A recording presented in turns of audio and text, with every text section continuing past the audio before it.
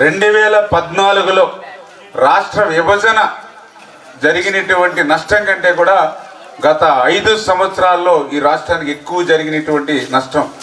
ఎందుకంటే ఈరోజు మేము అధికారంలోకి వచ్చాక చూస్తే నా శాఖలోనే 18,000 కోట్లు ఇవాళ పెండింగ్ బిల్స్ ఉన్నాయి. నా ఇరిగేషన్ శాఖకు సంబంధించి టోటల్గా చూస్తే దగ్గర దగ్గర 14 లక్షల కోట్ల అప్పు ఈరోజు ఈ రాష్ట్రం మీద ఉన్నటువంటి పరిస్థితి, దుస్థితి మనకు కనిపిస్తూ ఉన్నటువంటి స్థితి.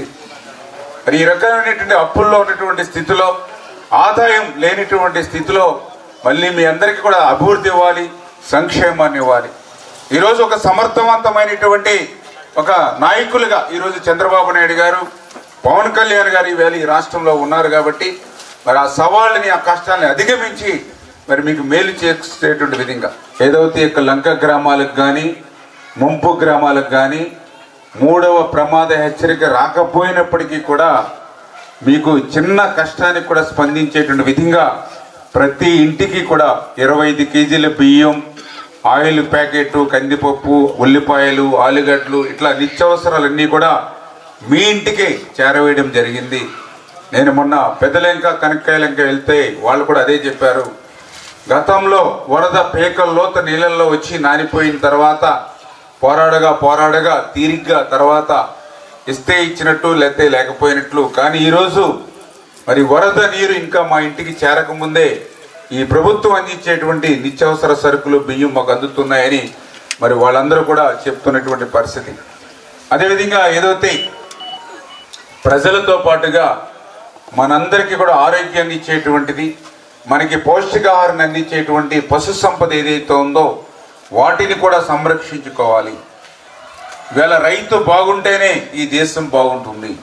రైతు బాగుండాలని అంటే పశు సంపదను కూడా మనం సంరక్షించుకుంటేనే, ఎందుకంటే పాడి పంటలు రెండు కూడా బాగుంటేనే, ఆ రైతు బాగుంటేనే మా సమాజం బాగుంటుంది అనేటువంటి ఆలోచనతో, ఆ మోగ జీవాలకు కూడా సాయం అందించాలనేటువంటి ఆలోచనతో ఉచితంగా దానాన్ని అది కూడా ఏదో 1-2 గ్రామాలకో, లేకపోతే 1-2 ఇళ్లకో, 1-2 గేదెలకో, పశువులకో పరిమితం కాకుండా ఏదైతే ఇక లంక ముంపు గ్రామాలు ఏవైతే ఉన్నాయో అవన్నీ అన్నిటికీ కూడా మళ్ళీ ఆ ఊర్లో కూడా ఒకరికి ఇచ్చి ఒకరు ఇవ్వకుండా చాలా క్లియర్గా వాళ్ళకు కూడా ఇన్స్ట్రక్షన్ ఇచ్చింది.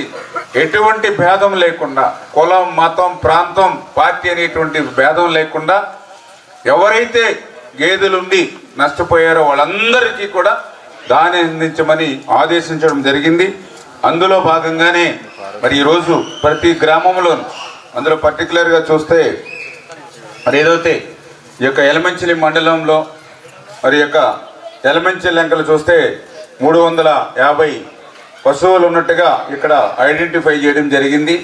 ఈ 350 పశువులకి కూడా మరి 8.75 టన్నులు దానాన్ని ఉచితంగా దగ్గర దగ్గర 1,40,000, అదే మా సబ్సిడీతో మార్కెట్లో అయితే దగ్గర దగ్గర 2,80,000 రూపాయలు ఖరీదు చేసేటువంటి దానాను ఉచితంగా ఈరోజు ఏదైతే ఈ యొక్క ఎలమంచిలంక గ్రామానికి మనం అందజేయడం జరుగుతూ ఉంది.